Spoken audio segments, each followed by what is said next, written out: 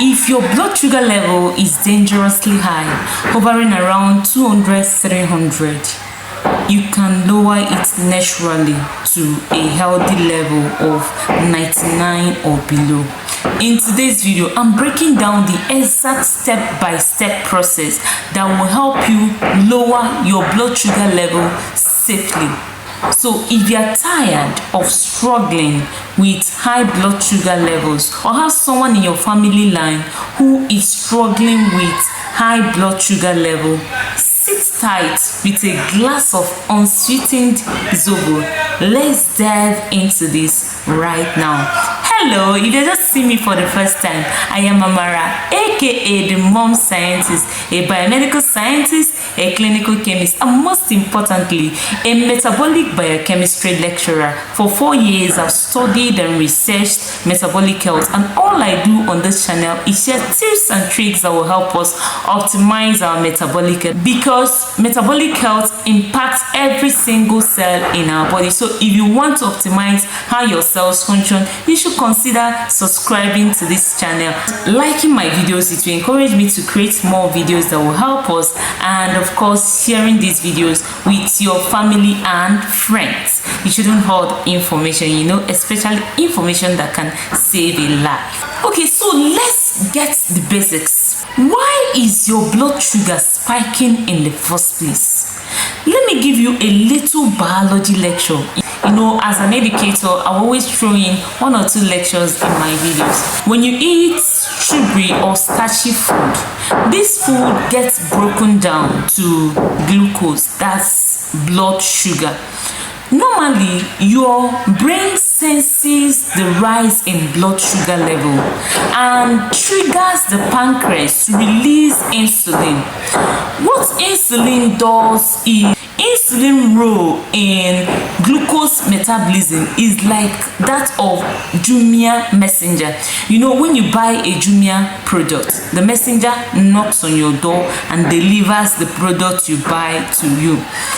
What insulin does is, once there is a spike in blood sugar level, the pancreas releases insulin. Insulin will carry this glucose to your cells. Insulin knocks on the door of your cells. The cell opens up and insulin delivers glucose into the cell. Alright?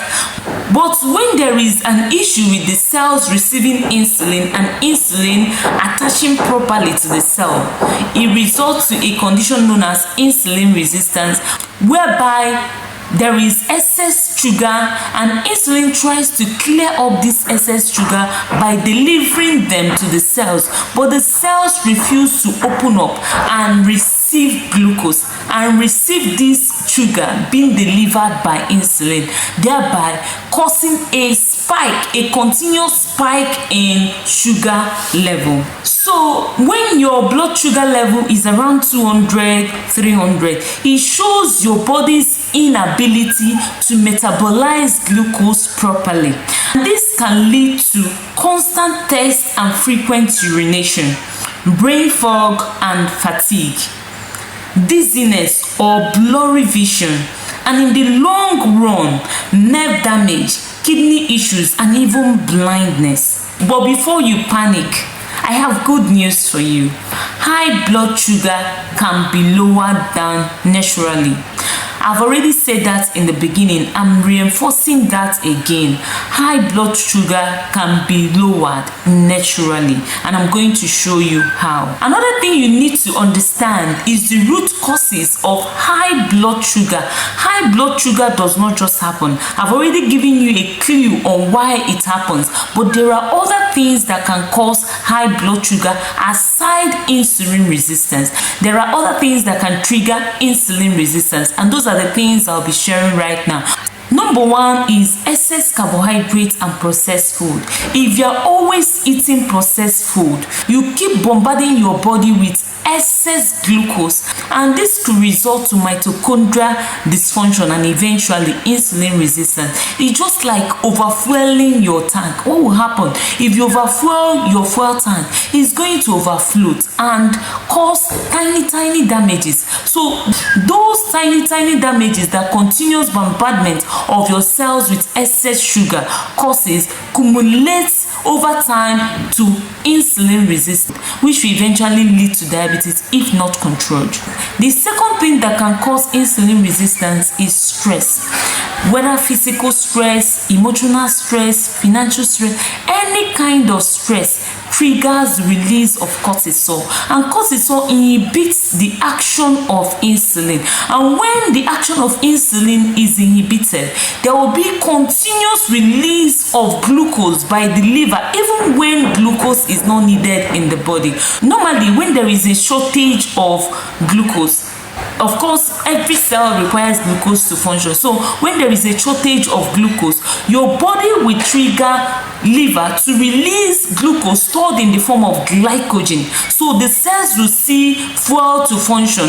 Glucose is the fuel that energizes your cells and enables them to carry out their biological function. So when glucose is low, the body leverages other means to generate glucose. If you don't eat for hours, that's you are in a fasting state, your body leverages other means to make sure that there is a continuous supply of glucose to your cells. If not, you cannot stay for 2 hours, 4 hours, 6 hours without food. You will need to wake up from time to time during your night sleep to refuel your body. But because of these other means the body leverages to generate glucose, you don't have to wake up in between sleep to refuel your body.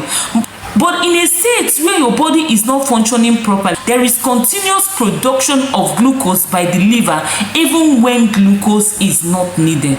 When there is insulin resistance, the liver no longer listens to insulin, because normally insulin ought to give the liver instruction on when to release glucose and when not to release it. But when there is a problem with insulin, the liver no longer listens to insulin.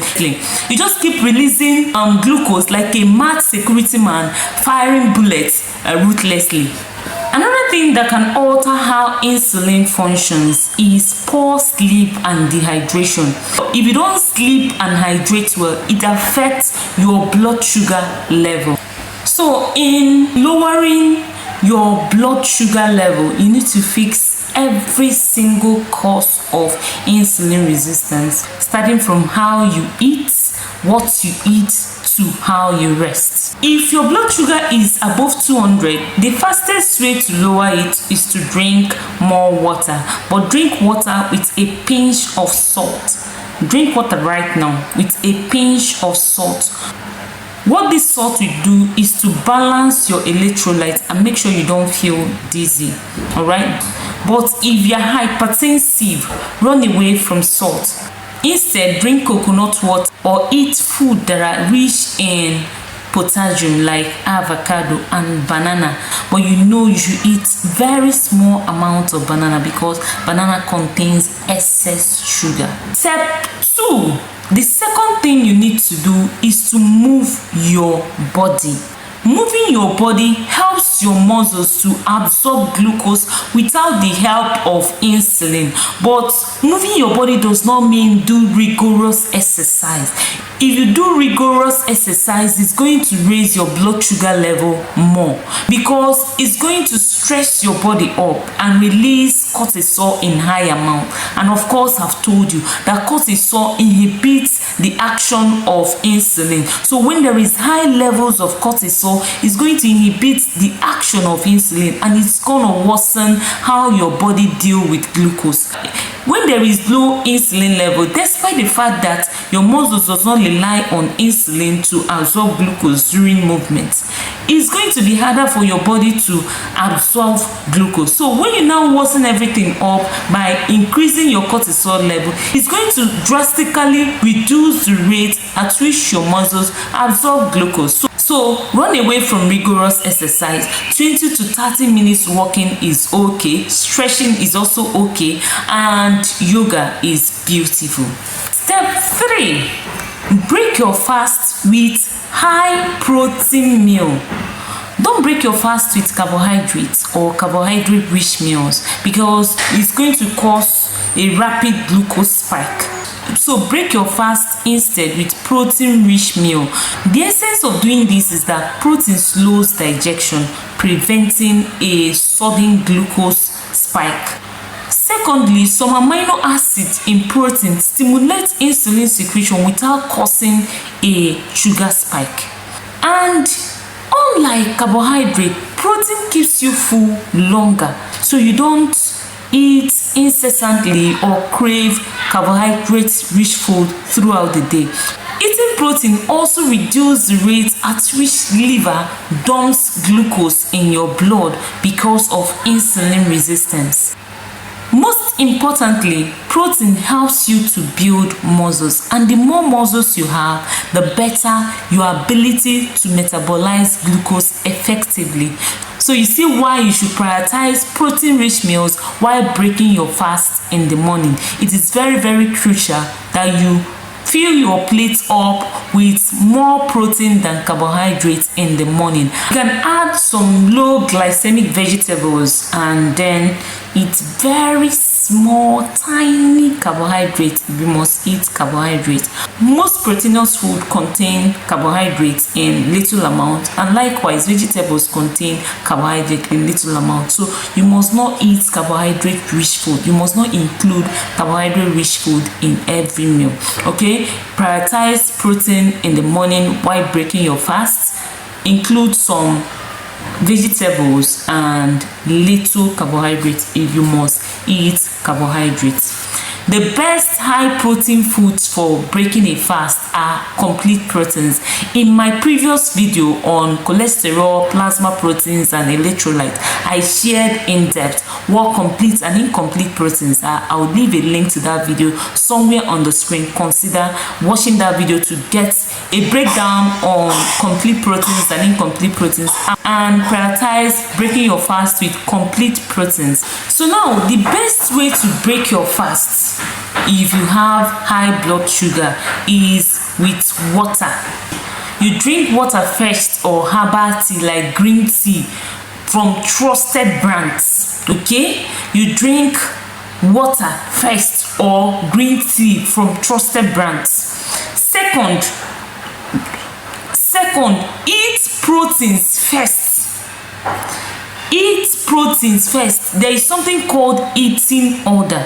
If you eat your food in this order, it's going to reduce sugar spike and you're not going to have sugar crashes. First of all, drink water. Second, eat protein first. The interval between drinking water depends and eating depends on you, but make sure you drink water first to rehydrate. Then eat protein first, followed by fiber and healthy fat like avocado and leafy greens. Then wait for like 15 to 30 minutes before eating carbohydrates. If you must eat carbohydrate, wait for like 15 to 30 minutes before eating carbohydrate. This is going to help reduce sugar spike. Even after eating protein, most times you are going to feel full and you might not see the need of eating carbohydrates again unless the protein meal you consume is very small. If it is moderate, you are going to feel full and might not see the need of eating carbohydrates. So the bonus tip I'll be giving you is to walk for 10 minutes after every meal. After you finish eating any meal at all, walk for 10 minutes to help your body absorb glucose without the help of insulin. This is going to help you improve your insulin sensitivity, reverse insulin resistance, and of course lower your high blood sugar level. If you found this video helpful, like, subscribe and share with your friends. See you in the next one.